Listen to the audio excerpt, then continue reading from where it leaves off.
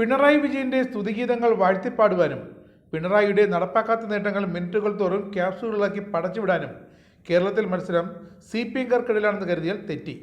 അതിൻ്റെ കൊട്ടേഷൻ മൊത്തത്തിൽ ഏറ്റെടുത്തിരിക്കുന്നത് രണ്ട് വാർത്താ ചാനലുകളാണ്. ശ്രീകണ്ഠൻ നായരുടെ 24 ന്യൂസും മരമുറി കേസിലെ പ്രതി ആന്റോ അഗസ്റ്റിൻ്റെ റിപ്പോർട്ടർ TV. പിണറായി ആകട്ടെ ഇരു ചാനൽ മുതലാളിമാരുടെയും തമ്മിൽ തല്ലി കണ്ട് മുട്ടനാടിൻ്റെ ചോര കുടിക്കാൻ കൊതിച്ചു നിൽക്കുന്ന ചെന്നായുടെ രൂപത്തിലുമാണ്.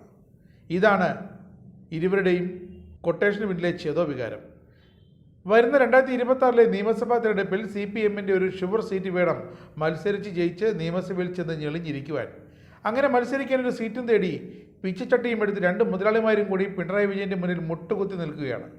അതിനായി പിണറായി പക്ഷത്തെ പരമാവധി സുഖിപ്പിച്ചാണ് ഇപ്പോൾ വാർത്തകൾ, ചാനൽ ചർച്ചകൾ ഒക്കെ എയർ ചെയ്യുക. എതിർത്ത് ചെയ്യുന്നു എന്ന പ്രതീതിയൊക്കെ ജനിപ്പിച്ചിട്ട് പിണറായി വിരുദ്ധത ലെവലേശം തൊട്ട് തീണ്ടാതിരിക്കുക. ഇതാണ് ഇരു മുതലാളിമാരുടെയും മാധ്യമധർമ്മം. ഇതിനിടെയാണ് ശ്രീകണ്ഠൻ നായർ കൊട്ടാരക്കരയിൽ തൻ്റെ CPM സ്ഥാനാർത്ഥം ഏതാണ്ടൊക്കെ ഉറപ്പിച്ചു എന്ന വാർത്ത പുറത്തു വന്നത്.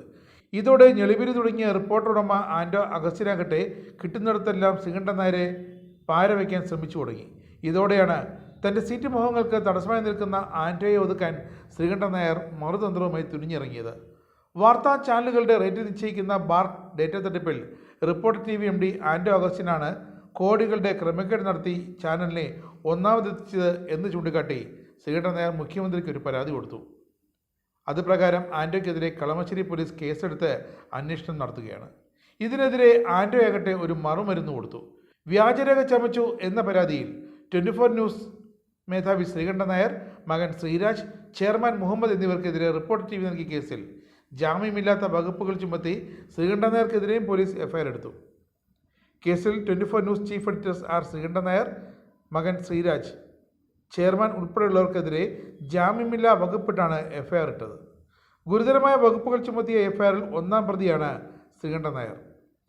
ഇതാദ്യമായാണ് ശ്രീകണ്ഠൻ നായർക്കെതിരെ ഇത്ര ഗുരുതരമായ വകുപ്പുകൾ കേരള പോലീസ് ചുമത്തുന്നത്.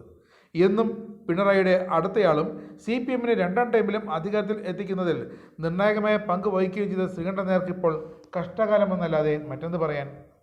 ചാനൽ റേറ്റിംഗ് കുത്തനെ ഇടിഞ്ഞു. അതിനു പിന്നിലും റിപ്പോർട്ടറിൻ്റെ ആന്റോയുടെ കുതന്ത്രങ്ങളിൽ നിന്നാണ് ശ്രീകണ്ഠൻ നായരുടെ പരാതി.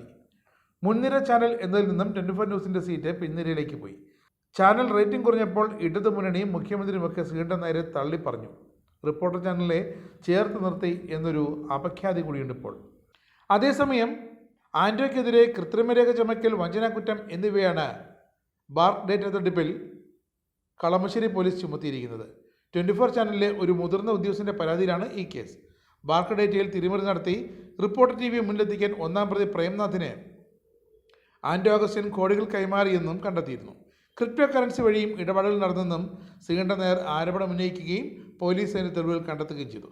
തട്ടിപ്പിനെക്കുറിച്ച് എന്തായാലും വിശദമായ അന്വേഷണം വേണമെന്ന് കേന്ദ്ര വാർത്താ വിതരണ പ്രക്ഷേപണ മന്ത്രാലയത്തോട് ന്യൂസ് ബ്രോഡ്കാസ്റ്റേഴ്സ് ഫെഡറേഷൻ ആവശ്യപ്പെട്ടിട്ടുണ്ട്.